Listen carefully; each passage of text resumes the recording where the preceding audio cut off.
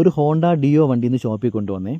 അപ്പോൾ അതിൻ്റെ complaint back tyre free ആയിട്ട് കറങ്ങുന്നില്ല, സ്ട്രക്കായി നിൽക്കുന്നു എന്ന് പറഞ്ഞാണ് കൊണ്ടുവന്നത്. അപ്പോൾ ഞാൻ ബാക്ക് ടയർ അഴിച്ചെടുത്ത് നോക്കിയ സമയത്ത് അതിൻ്റെ ബ്രേക്ക് ഷൂ കണ്ടില്ലേ, ഇതാണ് ബ്രേക്ക് ഷൂ. ഈ ബ്രേക്ക് ഷൂവിൻ്റെ ഒരു ഭാഗം മുഴുവൻ തേഞ്ഞ് പോയിട്ടുണ്ട്. ശ്രദ്ധിച്ച് നോക്കിയാൽ അറിയാം, ഒരു ഭാഗം മുഴുവനും തേഞ്ഞ് പോയിട്ടുണ്ട്. അപ്പോൾ ഇങ്ങനെ സംഭവിക്കാനുള്ള കാരണം 2 ദിവസത്തിന് മുമ്പ് ഈ വണ്ടി ബാക്ക് ടയർ പഞ്ചറായി. അപ്പോൾ പഞ്ചർ ഒട്ടിക്കുന്നതിന് വേണ്ടി ഒരു ഷോപ്പിൽ കൊണ്ടുപോയി അവർ പഞ്ചർ ഒട്ടിച്ചിട്ട് ടയർ സെറ്റ് ചെയ്തതിൻ്റെ ഒരു മിസ്റ്റേക്കാണ്. സെറ്റ് ചെയ്ത സമയത്ത് ബ്രേക്ക് ഷൂ ചാടിപ്പോയി. ബ്രേക്ക് ഷൂവിൻ്റെ ഒരു ഭാഗം ചാടിപ്പോയി, അത് ഹബ്ബിൽ കയറി പിടിച്ചുകൊണ്ടിരുന്നു. അപ്പോൾ അതുകൊണ്ടാണ് ഇത് വീല് ജാമായി കറങ്ങിക്കൊണ്ടിരുന്നത്. ആ ബ്രേക്ക് ഷൂ തേഞ്ഞ് പോയതും അതുകൊണ്ടാണ്. അപ്പോൾ ബ്രേക്ക് ഷൂ സീറ്റിംഗ് ആയി നിൽക്കേണ്ട ഒരു സാധനമാണ്. ഞാൻ അത് കാണിച്ചു തരാം. ഇവിടെയാണ് ബ്രേക്ക് ഷൂ സീറ്റിംഗ് ആയി നിൽക്കേണ്ടതെന്ന് ഞാൻ കാണിച്ചു തരാം.